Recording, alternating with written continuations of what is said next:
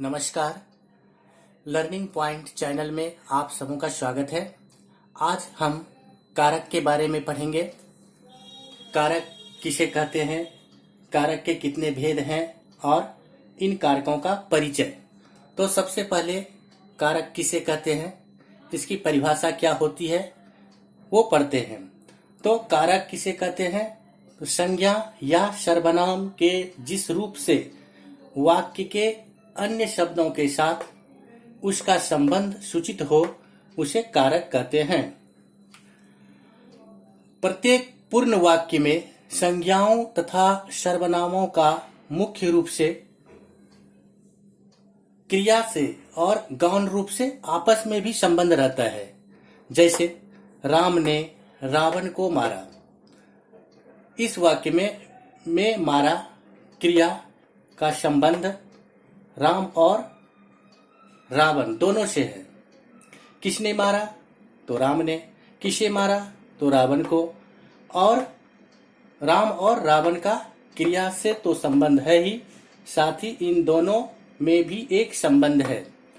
वाक्य में पाए जाने वाले शब्द परस्पर संबद्ध होते हैं। इस संबंध को बतलाना ही कारकों का काम है। हिंदी में 8 कारक हैं। इन कारकों के साथ क्रमशः गणना के रूप में आने वाले प्रथमा, द्वितीया, तृतीया, चतुर्थी आदि शब्द विभक्ति कहे जाते हैं। उनके नाम और विभक्तियां इस प्रकार हैं। इधर देखिए, विभक्ति, कारक, उसके चिन्ह।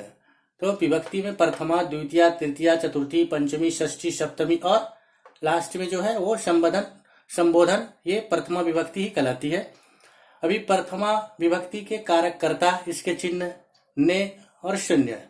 कर्म की विभक्ति को और चिन्ह शून्य। करण की विभक्ति चिन्ह से, संप्रदान का चिन्ह को के लिए, आपादान से, संबंध का, के, की, अधिकरण में, पर, संबोधन, ओ, अरे, हे, असी, ये सभी 8 कारक हैं और उनके चिन्ह। कारक चिन्ह को परसर्ग भी कहते हैं। पर का अर्थ है पीछे और सर्ग का अर्थ है जुड़ना। ये संज्ञा या सर्वनाम के बाद जुड़ते हैं। विभक्तियों के बारे में मैं थोड़ा स्पष्ट करना चाहता हूं। सभी कारकों की स्पष्टता के लिए संज्ञा या सर्वनाम के आगे जो प्रत्यय लगाए जाते हैं उन्हें व्याकरण में विभक्तियां अथवा परसर्ग कहते हैं। विभक्ति से बने शब्द रूप को पद कहते हैं। शब्द, संज्ञा हो या क्रिया, बिना पद बने वाक्य में नहीं चल सकते। तो ऊपर जो है जितने भी अभी मैंने लिखा कारक के चिन्ह, वो ही विभक्तियां भी हैं। सभी कारकों की विभक्ति और चिन्ह एक ही है। अब हम कारक के परिचय के बारे में जानते हैं। तो कारकों का परिचय में पहला है कर्ता कारक।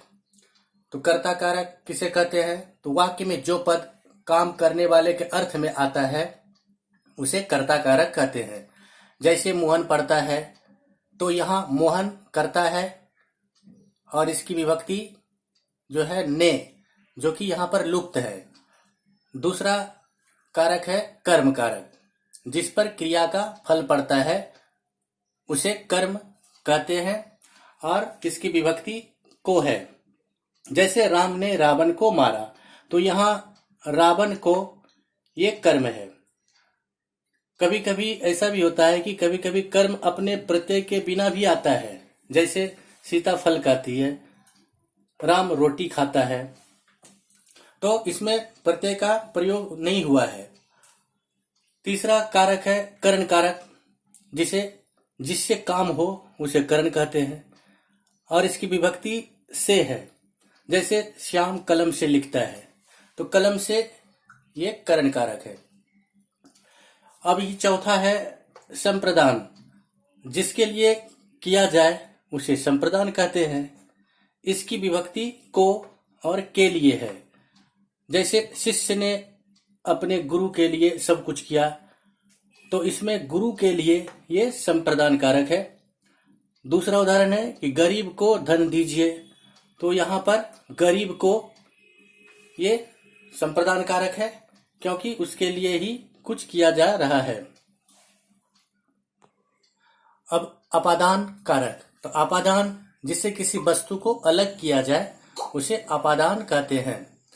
इसकी विभक्ति से है, जैसे वह अपने क्लास से बाहर आया, पेड़ से पत्ते गिरा, तो यहाँ अलगाव हो रहा है। जैसे क्लास से वह बाहर आया तो क्लास से अलगाव हुआ, पेड़ से पत्ते गिरा तो पेड़ से अलग हुए कोई वस्तु, जैसे पत्ते यहाँ पर, तो पेड़ से पत्ते बाहर निकला, बाहर गिरा तो पेड़ से पत्ते गिरे या पत्ता गिरा। और छठा है संबंध, जिससे किसी वस्तु का संबंध हो उसे संबंध कारक कहते हैं। और इसकी विभक्ति होती है का, की, के। और इसका उदाहरण जैसे रहीम का मकान छोटा है।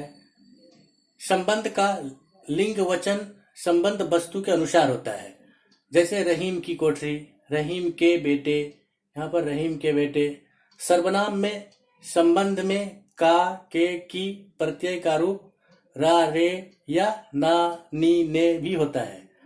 जैसे मेरा लड़का, मेरी लड़की, मेरे लड़के, या अपना लड़का, अपनी लड़की, अपने लड़के। तो इस तरह से का, के, की प्रत्यय का रूप रा, रे, री, ना, ने, नी में चेंज हो जाता है। अब है सातवां अधिकरण, जिससे क्रिया का आधार जाना जाए उसे अधिकरण कहते हैं।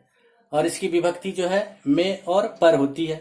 जैसे लड़की घोड़े पर बैठी है, वह अपने कमरे में बैठा है, तो घोड़े पर, यहाँ पर और में, घोड़े में या घोड़े पर, और दूसरा कमरे में, तो यहाँ पर ये अधिकरण कारक कहलाता है। अब है आठवां कारक संबोधन, जिससे किसी को पुकारा या संबोधित किया जाए उसे संबोधन कहते हैं। इसकी विभक्ति अरे, हे आदि है। जैसे अरे भाई जल्दी आओ, हे राम दया करो। कहीं कहीं अरे या हे आदि नहीं भी लगाते हैं, जैसे राम दया करो, यहाँ पर हमने अरे या हे राम नहीं लिखा। अभी कर्ता के ने विभक्ति का प्रयोग जो है, कर्ता के ने चिन्ह का प्रयोग जो है कहाँ कहाँ होता है और इसका प्रयोग कहाँ नहीं होता है, उसके बारे में जानेंगे। तो पहला, कर्ता की विभक्ति का प्रयोग कहाँ होता है, कर्ता के ने विभक्ति का प्रयोग कहाँ होता है वो देखते हैं।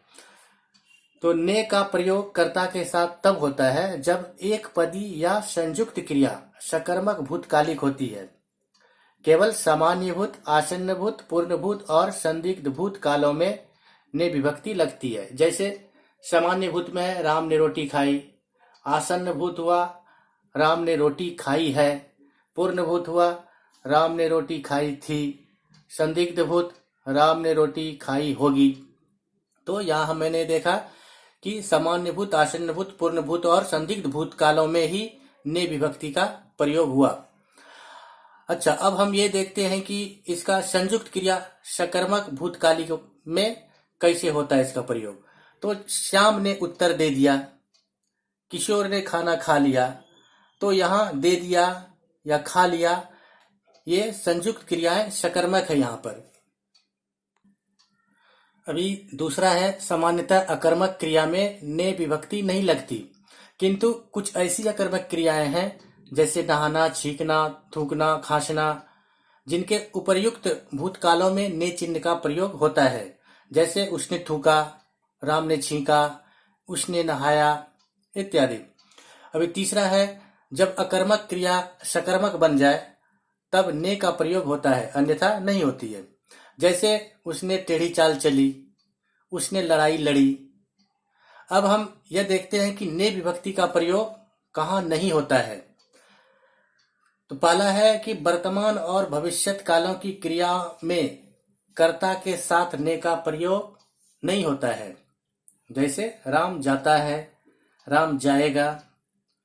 अभी दूसरा है कि बकना, बोलना, ले जाना, भूलना, समझना इत्यादि।